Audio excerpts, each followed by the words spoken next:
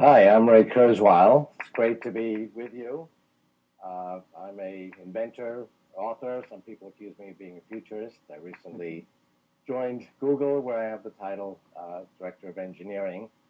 And we have a great panel to talk about this movie, After Earth, which is coming out this summer. I think the trailer, which I suggest you look at, is very exciting. Looks like great entertainment, but it raises some very profound issues, which we hope to talk about today. And I'd like to just briefly introduce our illustrious panel. Will, you and I were last together on December 31st, 1999, at the Millennium Eve celebration at the White House. Absolutely. Yeah, absolutely.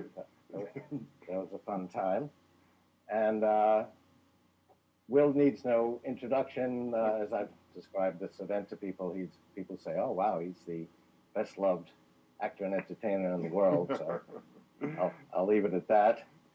And Jaden, you look a lot like your father. I guess this is your second. It's your second movie starring with your father as a father and son duo. Pursuit of Happiness was a great success, and you also did a great job in Karate Kid. So I think we'll be seeing and hearing a lot more of you, Jaden, in the years ahead. We have several other illustrious thinkers. Elon Musk, who I've worked with on projects like Singularity University, has actually two relevant connections to this discussion. You're founder of SpaceX, which is leading the effort to privatize space, working with NASA, and you've had some very successful launches just recently, which were historic. And Tesla is also leading the way in terms of preserving our environment with a zero-emission car that's the most successful all-electric vehicle. And if you go in a Tesla car, I feel like you're going into space. It's a very high-performing car. Alexandra Cousteau is the third generation of the legendary Cousteau family, granddaughter of Jacques-Yves Cousteau, daughter of Philippe Cousteau, and you've been continuing your family's efforts to explore, understand, and preserve the oceans, which is really most of the Earth. We're called the Blue Planet for a good reason, and I'll be interested to hear your perspective on how we're doing with that. And we have middle school from Culver City, California. And we're very interested in getting your perspective on how we're doing with the Earth and whether you're anxious to leave the Earth. I guess it might depend on what day we talk to you. But we're looking forward to getting your ideas. So, Will, let me start with you. Obviously, one goal of the movie is to entertain people. Judging by the trailer, it looks like it does a great job of that. But it also touches on other themes because people have left the Earth because of an environmental disaster. There is a lot of concern today that we might be headed for that kind of scenario. So, what did the movie mean to you? What are some of the themes you think it raises? Thank you. Well, first of all, I want to say thank you to you. You have been behind the scenes in my career for many years. The age of spiritual machines is beside my bed during iRobot and I Am Legend. So No, I I want to didn't. thank you for all your That's hard it. work. You make me look good. No. That's what I'm trying to do. No, this is with this film. It was such a perfect collision of art, entertainment, education, an opposing of fantastic questions. You know, as an artist, this film does exactly what I've always dreamed to be able to do, to be able to entertain and to also pose very interesting questions. And to do it with my son, it was wonderful for the two of us to become environmentally educated together. We did a lot of the shooting in Costa Rica, which is one of the most beautiful places on Earth. And then one of the questions that was posed during the shooting was about what would the actual damage that was being done by human occupation of the planet. We started huge questions of water came up, and the idea that today it's oil that we're willing to go to war over, and at some point in the future it's going to be water. There were huge questions that were posed, and I'm excited to be here. Well, how do you think we're doing in terms of the environment? I mean, there is a lot of concern that that's going to be the only destiny left for humanity is to actually leave this planet, which is the scenario that the movie portrays. Are you pessimistic, optimistic? Do you think it's in our hands? We can go either way, or what is your view on that? I really believe that it is going to be a very serious concern that we're going to need to focus on. Again, being in Costa Rica and sitting and speaking to some of the elders of Costa Rica who had seen the changes in the weather patterns over even just the last 60 or 70 years. I truly believe the exploration of space is an absolute necessity. I was truly concerned in the past few years of the U.S. situation with NASA, and I think that it's something we're going to need to take very seriously, and we look at it in our film from an entertainment standpoint, but I think it's something that the world needs to take very, very seriously. So Jaden, you probably resist being a spokesperson for your generation.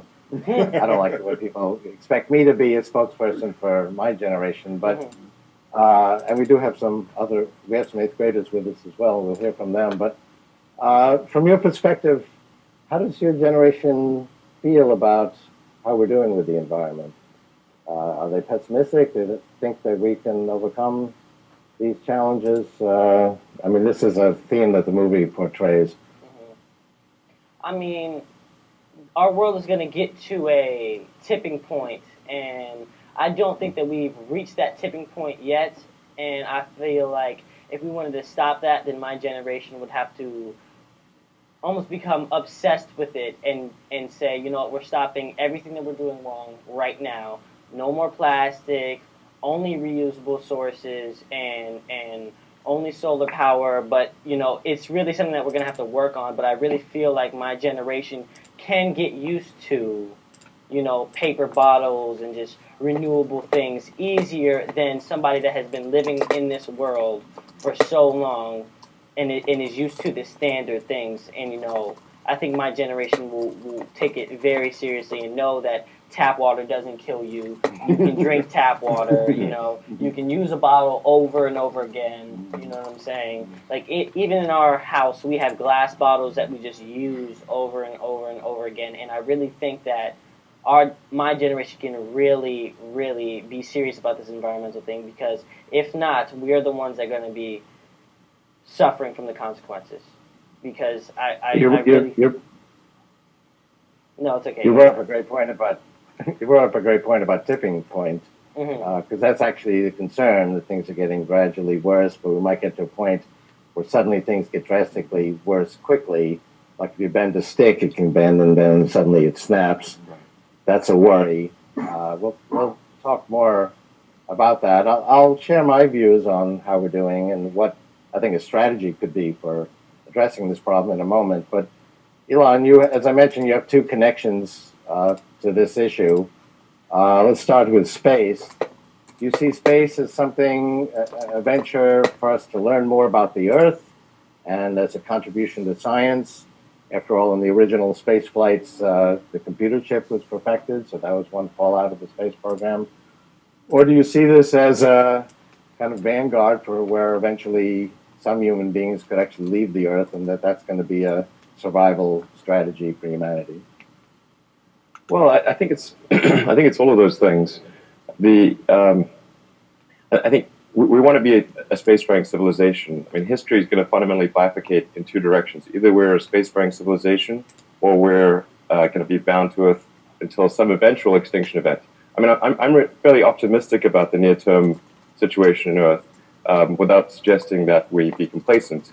But I think a future where we are a spacefaring civilization out there exploring the stars on multiple planets is a very exciting one, an inspiring one, and certainly one which ensures that the survival of humanity the probability is much greater. So that's why I'm in favor of that. I mean, when we do explore space and go to far distant stars, systems, and so on, do we need to send biological humans, big, soft, squishy creatures, or can we just send small computers? Well, robots? I think we want to send humans. I don't know. I mean, I think we will send robots, but I think we want to send people too. And there's some potential for, even though it does sound science fiction-y, for warp drive to work and to be able to travel fast. Well, technically, to warp space such that you're traveling at the speed of light, but you've warped space so that space is actually traveling. Do you know what I'm referring to? Yeah. Or we could actually go through other dimensions, and places that seem to be far away could actually be closer through another dimension. Yeah, I'm less optimistic about that one. Yeah. But let me move to you, Alexandra. You're the third generation of a pioneering family seeking to preserve and understand and explore the oceans, which is actually most of the Earth. So how do you think we're doing? Are you optimistic? Are you upset with what's happening to the oceans? Well, I would have to say that I'm a little bit of both, Ray, to be perfectly honest. I am upset about what's happening here on Earth. We're on the knife's edge of either protecting this place that we live or losing an enormous amount of it. But I have to say I completely agree with Jaden in that this generation has an extraordinary opportunity to use technology that we've never had before, knowledge that we've never had before, and opportunities that we've never had before to actually take control of our use of resources at home, in our communities, to steward and protect our forests and our waters and all these places that provide us with the quality of our life and the quality of our health. And I think if this generation can't do it, then I will become much more pessimistic. But I actually believe that between the enthusiasm and passion of our youth and the technology and amazing innovation that we've had just in the past 5 years, we can go a long way to saving this world.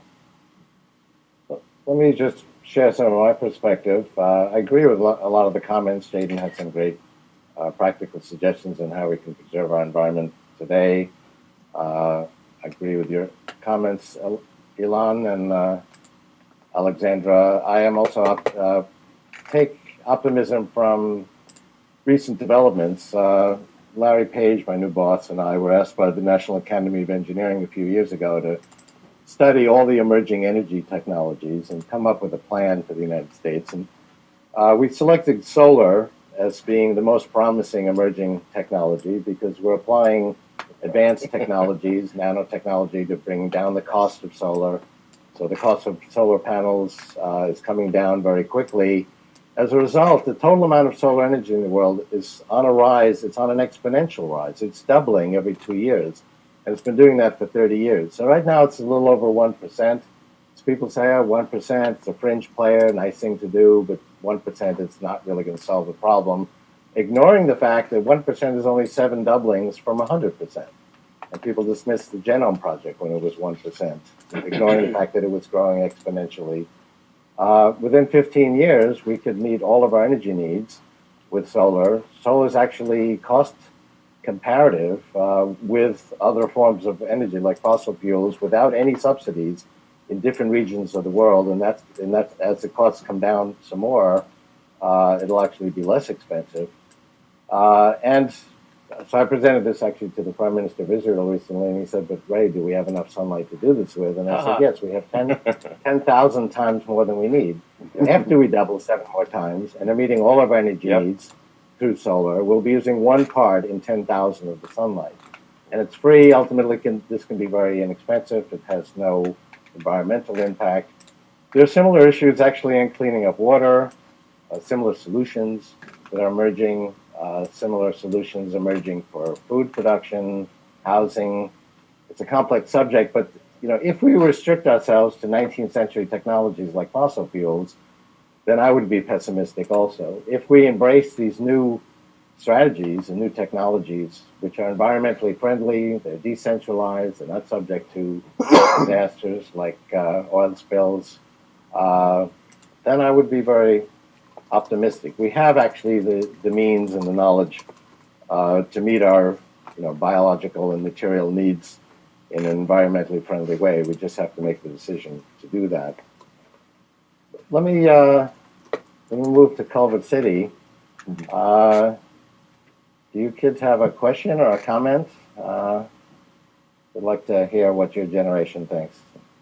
Well, we definitely agree with what Jaden said earlier. We know that we have to continue what is helping our earth, and we definitely have to keep using the reusable things. And we really have to do it and start acting now, because we have to make sure that our future generations aren't in trouble like we are right now.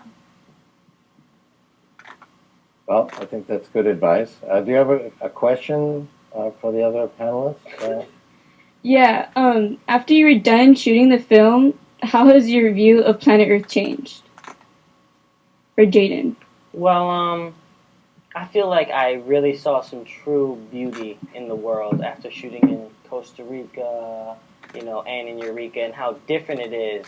And it really, after that experience, it really showed me how important it is to save our world, and how I want planet Earth to be around for a very, very long time. And I want to treat it well, because it is the giving tree. It gives us food, water, air, living, everything. And it's just time for us to give back to it and not throw plastic bottles in the ocean and make an island in the middle of the Pacific Ocean of just plastic and just disgustingness and killing fish and poisoning lakes. And it's time to give back to it and really just appreciate how much the world gives to us. Everything here was made by humans, but we took it from the world to make everything that we have, and we praise ourselves like, oh, look what we did. But really it was the world that gave it to us. So that's what showed me how important it is for us to really, really take care of our world. How about you, Will? How did your perspective change from shooting this movie? Yeah, it was as Jaden said, we were in some of the most beautiful places on earth. The Redwood Forest.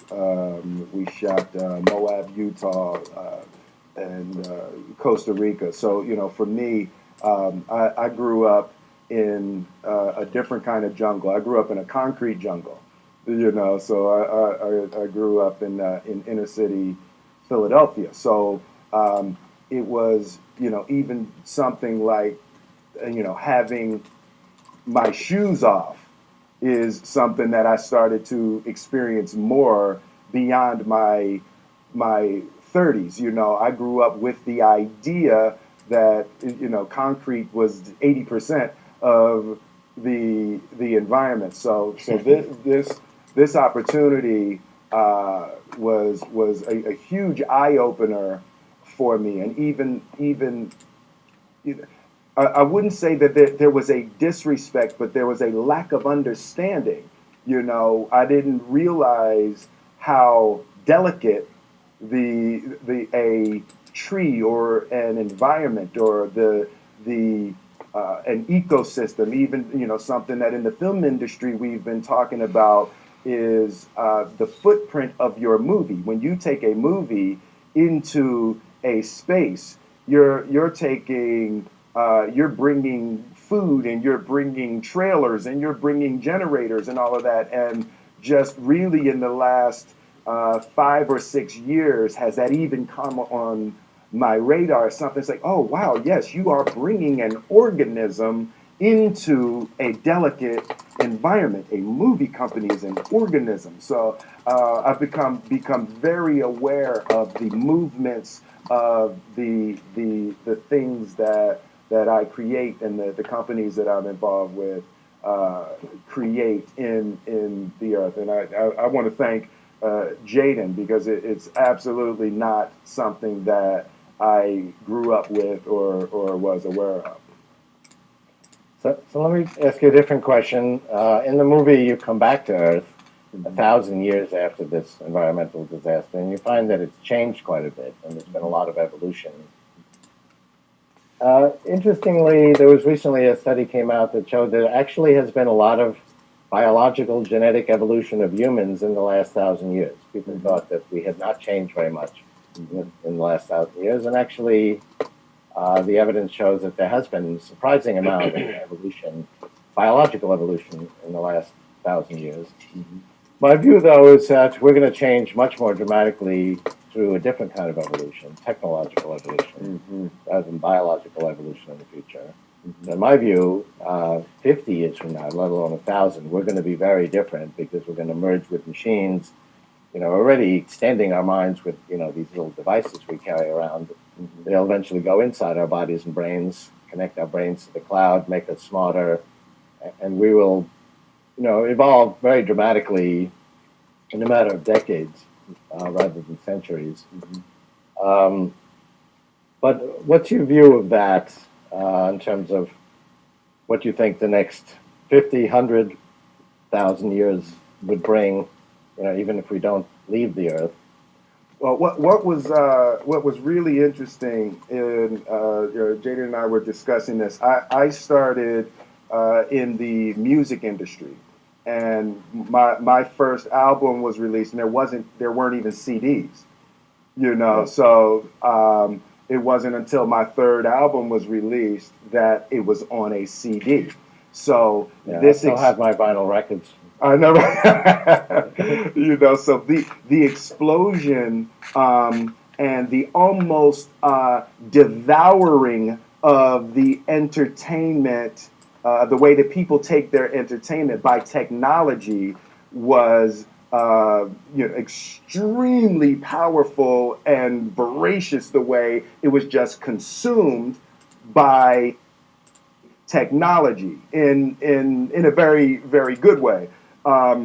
So I'm seeing, and in the Fantastic Voyage was discuss the idea of how the next phase of that is going to be medicine, and the way that technology is moving into the realm of medicine in that with that same kind of force. So I'm extremely excited about those possibilities. My father just had a successful surgery where he had a pacemaker implanted, but his pacemaker is a Bluetooth device. So your father's a cyborg now. Yes.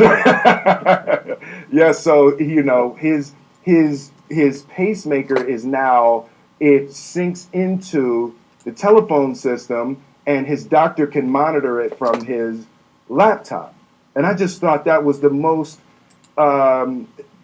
amazing, powerful, and maybe a little frightening that somebody could just pop up on their laptop. Even this hangout is something that we couldn't have done just a couple of years ago. When these things happen, we just take them for granted. Let me wrap up by just asking a question of the 8th graders, if I can get your attention. So what's your view about how we can manage our environmental problems? Do we have to leave the Earth? Is that kind of what you have in the back of your mind, that if we don't really succeed in cleaning up our planet, we can always leave? Or are you optimistic that we can actually create the kind of world we want here on Earth? I definitely I have faith in our generation. I do think that we can help this Earth, and I I'm for sure that we cannot go to a different planet just in case, like, we waste this planet and go to a different planet. Like, we can't do that. We have to. I think I'm very optimistic that we can save this planet and continue to do the right things. Yeah. Well, people of your generation are going to make a huge difference. There was one 14-year-old kid who actually came up with an early blood test for pancreatic cancer, which is now going to be adopted. So young people have the tools and the knowledge to actually change the world, and I have confidence that you will all do that.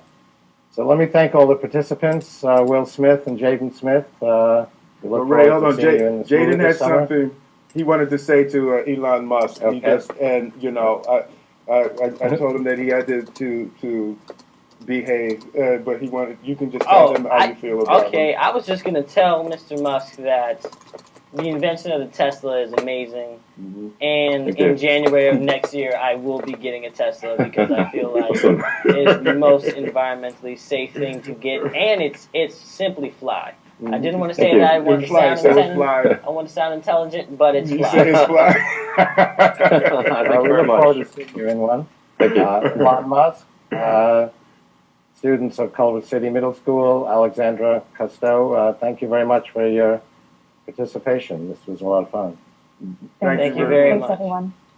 Thank you guys so much.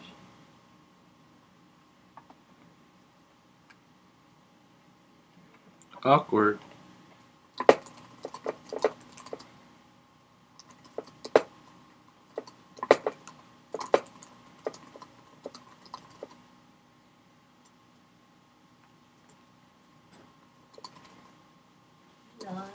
Mm-hmm. Metformin. Oh.